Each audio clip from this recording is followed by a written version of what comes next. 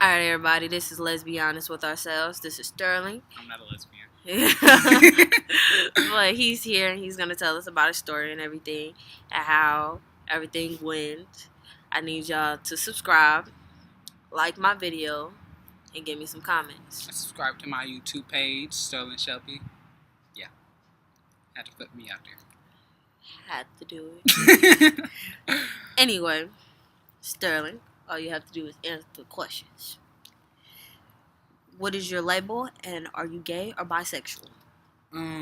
As of right now, I'm still trying to find myself, so I really don't know my actual label.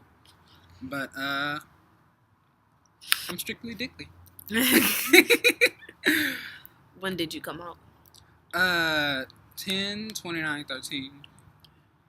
Everybody really knows it because I really put it on all my pictures and stuff, and I make it obvious. So you've been out a year now. Yes, a year and what? Dang, A couple weeks. Yeah, a couple weeks now. Who did you tell first? Who did I tell first? I'd have to say it really was a friend first. Tierra Ann. I told her first. Cause no, I'm just wait. How did they take it? They was happy. They was excited. They hopped up out their chair for me. They was like, "Oh, okay." It got dark. Who was there for you? What you mean? Who was there? Like my supporters. Yes. Well, you of course. My grandma, the girl I told from the beginning. My exes, they bitch asses, except for one. Really most of my friends, like pastors and stuff. How did they make you feel? Well, it really made me feel like I was actually being supportive for something that I never thought I could do. It actually made me feel like, oh, like I was loved, or whatever like that. Because I mean, that's one of the biggest things that I don't believe in anymore. But it was like at that moment, it was like it kind of put that image in my mind, like it's possible. Sounds good. How did your parents take it? Oh, damn. The hardest one of all. Yes, the hardest one. The hardest thing you ever got to do is come out to your parents. You got to do it at some point. But I'm gonna start off with ladies first. Mm-hmm. My mama. Damn. Okay.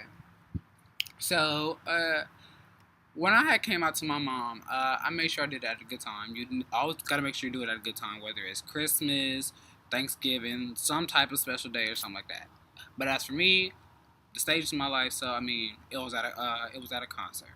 It was like one of my choir concerts, and we got done with one of them, and we went back, and they was throwing a little party for me and stuff like that, and I was like, oh, okay, good.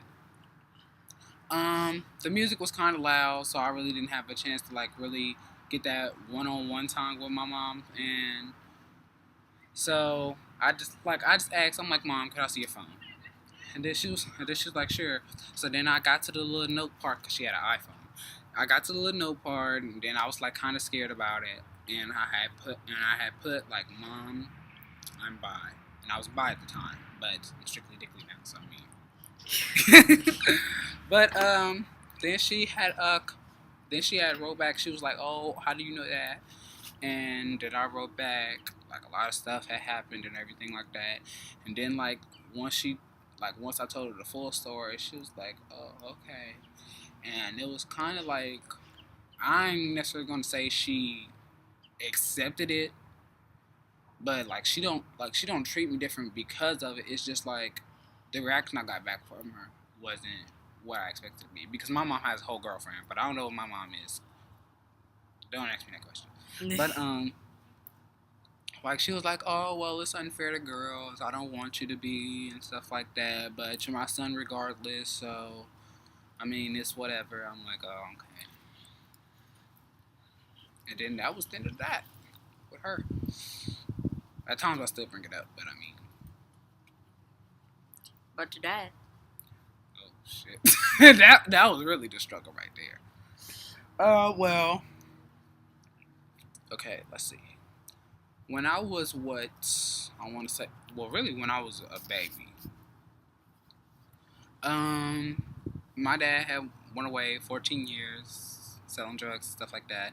Yeah, got deeper in there. Yeah, through the years I went with my dad. Like, so he just got out like a couple years ago because I'm 16 now. When he had first came back, like he was just talking to me about a lot of stuff, but he wanted to know something as soon as he came back. Like, cause he was hearing about like a lot of stuff that's been going on and everything like that, and I haven't came out yet. Like, he doesn't know anything at all. Well, I like when he first came back, we were at his girlfriend's house, and he took me into the other room. He was like, "Son, uh, I was hearing a lot of things while like I'm in jail and stuff like that, and I want to know if they're true." And I told him like, "No, there was only one thing that happened that like really would have made it seem like that, but I mean, it wasn't nothing to me." But when I had came out to him, he was moving in with my grandma, because I was staying with my grandma at the time, and I guess he was trying to be close to us and harass us and stuff like that, because that's what me and my dad, like, wasn't getting along, and we still don't, but I mean, I'm trying, somewhat. Fuck that nigga. But, he was like, "Son, come here, come upstairs." I'm like, oh, God, this nigga finna piss me off for the day. That's what I say every time he come over to my house. But, yeah, he was like, "Son, come upstairs." And I'm like, "Oh, okay." And he was like, so, like, I want to know, like, how we talked about what happened last time and stuff like that. Like, argue or whatever like that, because I'm really hearing a lot of stuff nowadays. I'm like, you know what? I'm getting tired of this bullshit. I'm like, you know what, Dad? I don't really care. I'm bi. And I was bi at the time. And I'm like, you know what? I'm bi. It don't really matter to me, because, I mean... And then he was like, "Oh, how do you know this or whatever like that?" Then I told him the whole story, the whole storyline, the whole tea of the shade, or whatever you want to call it. Then he was just like, "Well, how do you know that you this way? You never been with a man, you never kissed a man, you never done all this." And then he got to asking questions. You know, when it don't sit right with your parents, they ask you questions. They like, "Who you done this with? Have you ever done this? Who you been sneaking out with? What made you think this?" They ask you all the questions. They ask you all the details. All the extra they stuff. want to know. They want to know all the stuff. They want to know everything. They want to know how it started from the jump, what you been doing, who you been sneaking out with, who you been sleeping out with. Do you got a disease? They want to know. Like, that was the most important. They want to know that, especially when you get to it. That they really want to know that. Like the other day, my mom asked me if I was sexually active. I told her no, ma'am.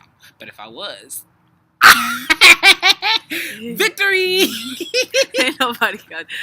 Oh, you play.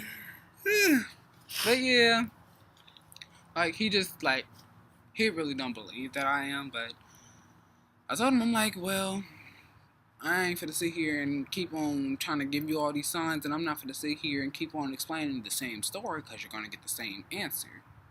So, I mean, you're just gonna have to deal with it. Yeah. That's how Fuck it usually that nigga, is. 'cause I don't care. That's usually how it is. When you come out to your parents, it's a little complicated It is. on the side. But when you finally get out there, you be like, well, I don't care anymore. Like, when you first come out to your parents, it's like the toughest thing you want to do. But like when I came out to my grandma, when I told her, I was shocked, because before you get on a roller coaster or whatever like that, you just feel all that stuff up in your stomach and stuff like that, and then you just be like, oh, get all nervous. You like your skin, like you really just start shaking and stuff like that. Yeah. When I told her, she was like, "Oh, okay." I'm like, that's it. I'm like, I've been crying myself to sleep over this bullcrap, and you just like, okay. I'm like, oh, okay. Yeah. Never mind. You be like, you can so be we my can best get this friend. shit on the road. You're like, you can be my best friend. But yeah, like when you come out to your parents, it's the toughest thing. But I mean, once you got like supporters like Ty here, and when you get like other people that you love in your life or whatever like that, it really don't matter. Cause for the whole 2014 year, I fell into a deep depression. like trying to come out to my parents, getting their reactions, getting everybody else's reactions, going through the whole judging process and everything else like that. It's like really, really tough to try to put up with it. Like there'd be days I'd sit in the lunchroom, just be sad. There would be days I would cry myself to sleep. There'd be days I cry like so randomly, and then people would be like, what's going on? There would be so many times where I just zone out from everybody. It wasn't just like, it wasn't like it was easy. But I mean, 2015, I'm done with it. It was like, nope, I don't got time to deal with you bitches. I'm gonna do whatever the fuck I feel like, and that's gonna be it. If y'all gonna judge, then y'all gonna judge. But guess what? This bitch still gay, but don't think I can't take your bitch from you. You play too much. Because they know I can. But anyway, so I'm gonna end this now because it's getting pretty cold out here. Yes, it's the fall season, and we're outside. Yeah. Remember, subscribe, like, leave some comments. Add me on Instagram at Lesbihonest _with_ ourselves. And you know how it is. And if you want to follow me on Facebook, my name is Sterling Shelby. If you want to follow me on Kick, that's Sterling Shelby 1, just the number 1, not no ONE, just 1. I don't got no Twitter or no Instagram or nothing like that. That's too many social medias. That's too much stuff to keep up with. Alright, everybody. Love.